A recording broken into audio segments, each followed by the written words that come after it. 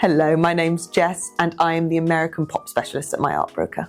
Yeah, Roy Lichtenstein has had an amazing year this year. We've seen his work appear at auction across the board.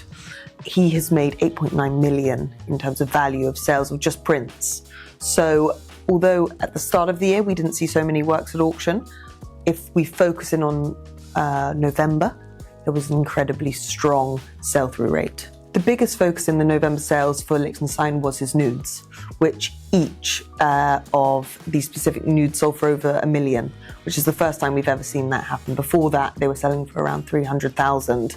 So it's a really incredible moment for the Lichtenstein market. So the collection that came up was from the collection of Dorothy Lichtenstein, who was Roy Lichtenstein's wife. And it was their collection from the 1990s.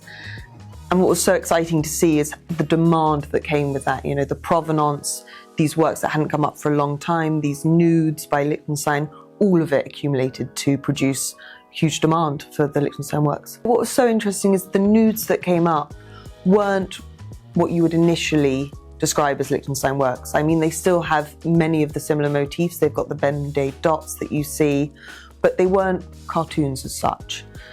Previously, if you look at a work by Lichtenstein like Shipboard Girl, it's incredibly comic.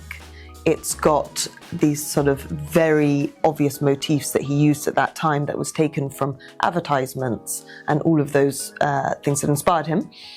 And the nudes now are much more demure. They're more simplistic.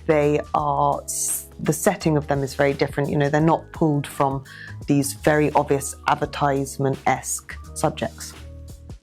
It would be really nice to see in 2025 some more of Lichtenstein's interior series. We saw them come up at auction this year and they did incredibly well. I think their size, their scale, they make sort of perfect accessories for a room.